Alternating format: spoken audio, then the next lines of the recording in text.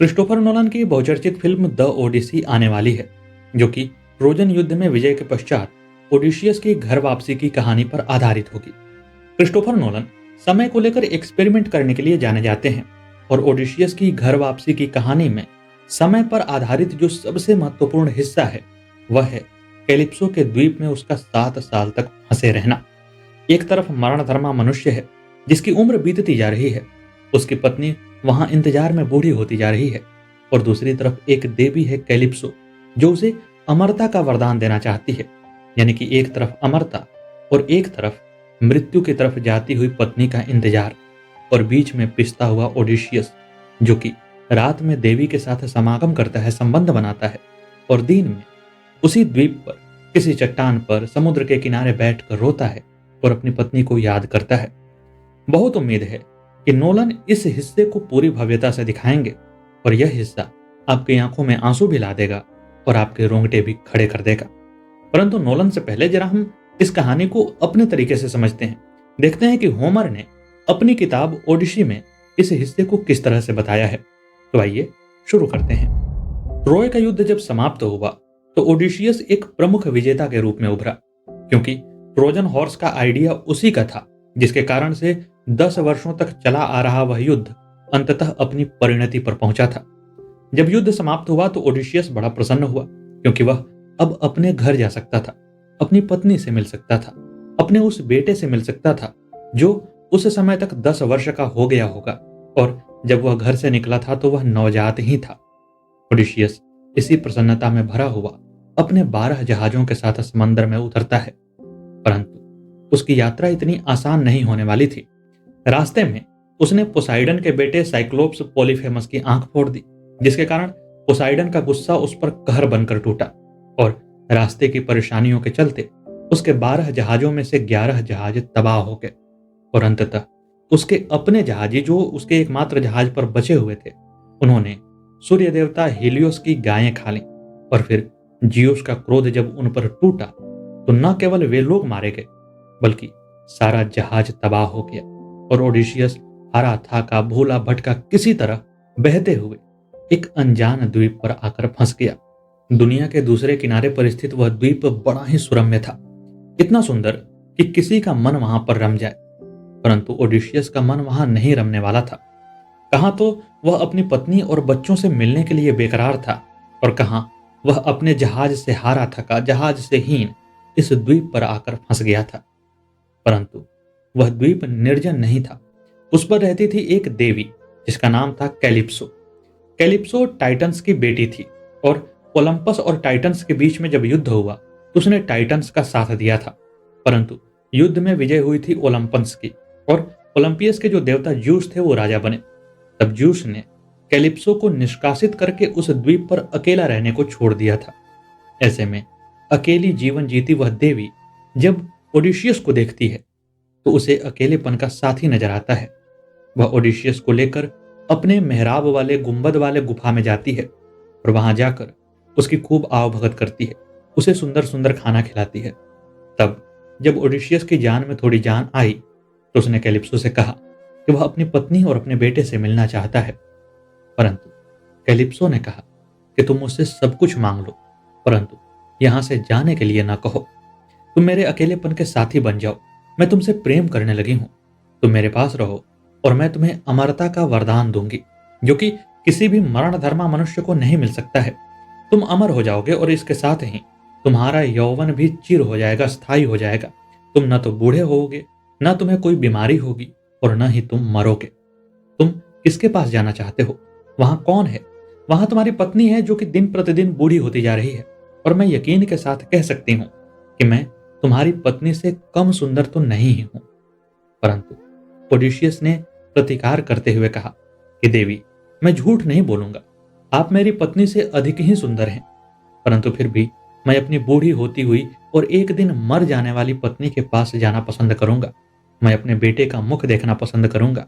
मैं अपने राज्य की धरती पर बूढ़ा होकर मर जाना पसंद करूंगा। यहां पर ऐसी कहानियां केवल ग्रीक मैथोलॉजी में नहीं है जब कोई देवी एक मनुष्य पर मोहित होती है। हमारे यहां भी उर्वशी और पुररवा की बड़ी ही प्रसिद्ध कहानी है।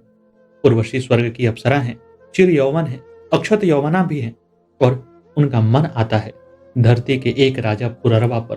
और फिर उनका प्रेम इतना प्रगाढ़ होता है कि ऋग्वेद से लेकर महाभारत तक और पुराणों तक में उसका वर्णन आता है। उसी तरह कैलिप्सो भी एक देवी होकर एक मनुष्य के प्रेम में गिरफ्त हो चुकी थी, परंतु ओडिशियस विवश था। वह देवी का प्रतिकार नहीं कर सकता था, परंतु उसका मन कैलिप्सो में लगता ही नहीं था।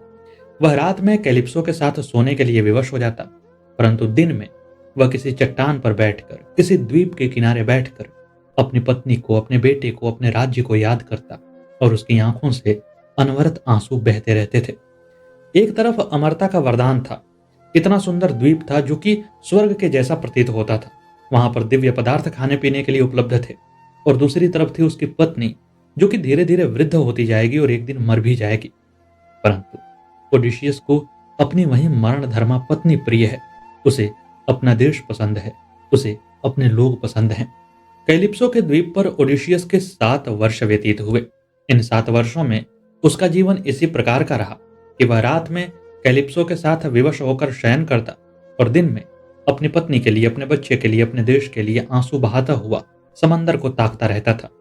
7 वर्षों के बाद पोसाइडन, जो कि ओडिशियस पर क्रोधित था, वह ओलंपस पर्वत को छोड़ करके इथोपिया गया हुआ था।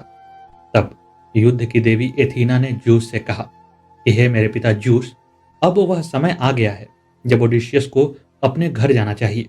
ओडिशियस की मृत्यु इस द्वीप पर तो नहीं लिखी है। तब जूस ने अपने बेटे और संदेशवाहक हर्मिस को भेजा। हर्मिस ने अपने पैरों में सुनहरे पंखों वाले जूते पहने और फिर समंदर को पार करता हुआ कैलिप्सो के पास गया। उस समय ओडिशियस बाहर द्वीप पर बैठा हुआ आंसू बहा रहा था। कैलिप्सो अपने गुफा में अकेली थी। वह सोने के धागे से एक वस्त्र बुन रही थी।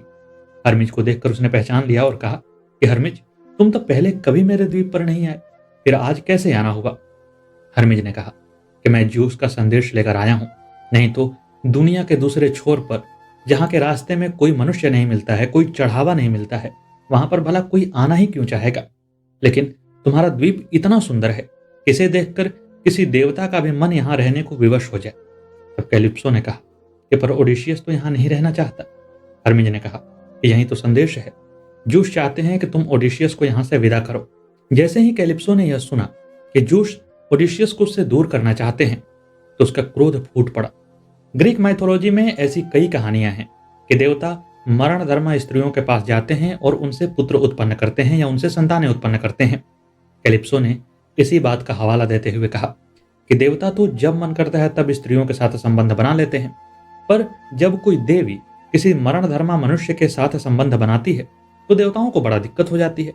और फिर यहां पर वह 2-3 देवियों का संबंध, 2-3 देवियों का उदाहरण भी प्रस्तुत करती है कि उन लोगों ने मनुष्यों के साथ संबंध बनाए और देवताओं ने उन मनुष्यों को मार दिया। फिर उसने कहा कि जूस अब ओडिशियस के साथ भी यही करना चाहते हैं, परंतु जूस बड़े शक्तिशाली थे, उनके आदेश को कैलिप्सो टाल नहीं सकती थी। उसने हर्मिस से कहा कि मेरे पास कोई नाव नहीं है जिसमें बैठाकर मैं इसे विदा करूंगी।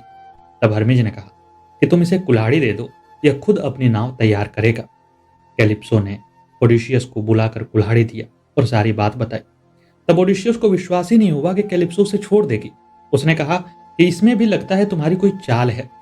तब कैलिप्सो ने कसम खाई धरती की, समंदर की और फिर आसमान की, और कहा कि मैं चाहती हूं कि तुम यहां से जाओ। तब ओडिशियस बड़ा प्रसन्न हुआ। उसने 4 दिनों तक लकड़ी काटी, नाव बनाई और 5वें दिन कैलिप्सो के साथ आखिरी बार शयन करके, उससे विदा लेकर के, उससे खाने पीने का सामान भर के अपने जहाज पर आगे को प्रस्थान किया। परंतु ओडिशियस की दिक्कतें यहीं समाप्त नहीं होने वाली थीं। जब उसने अपने बनाए हुए नाव में बैठकर समंदर में प्रवेश किया और फिर फेशिया लोगों के द्वीप के नजदीक पहुंचने ही वाला था कि पोसाइडन यूथोपिया से वापस लौट रहा था, उसकी दृष्टि ओडिशियस पर पड़ गई और उसने कहा कि देवताओं की चाल तो देखो कि मैं जरा सा नहीं हटा कि इन्होंने ओडिशियस को मदद पहुंचा दी, परंतु अभी भी यह फेशिया द्वीप नहीं पहुंचा है और उससे पहले इसकी तबाही समाप्त नहीं होगी। पोसाइडन ने उस पर आक्रमण कर दिया। समंदर की लहरें ऊंची उठने लगी, उसका जहाज तबाह होने लगा। तब वहां पर इनो ल्यूकोथिया आई, जो कि समंदर की देवी थी, जो पहले मनुष्य ही थी, बाद में उसे देवी का दर्जा मिला था। उसने अपना कीमती दुपट्टा, जो कि जादुई भी था, वह दिया और फिर ओडिशियस उसे लेकर फेशिया लोगों के द्वीप पर आया। अगर आपको ओडिशियस की घर वापसी की कहानी यानी कि द ओडिसी की पूरी कहानी जाननी है, तो हमने पिछले वीडियो में उस पूरे कहानी को संक्षेप में बता रखा है। आप जरूर उस वीडियो को देखिएगा। परंतु यहाँ पर कैलिप्सो द्वीप में 7 वर्ष तक फंसे रहे ओडिशियस की कहानी का यह भाग समाप्त होता है। उम्मीद है कि आपको यह प्रस्तुति पसंद आई होगी। कैसी लगे हमारी प्रस्तुति कमेंट बॉक्स में जरूर बताइएगा। मिलते हैं अगले वीडियो में, तब तक के लिए नमस्कार।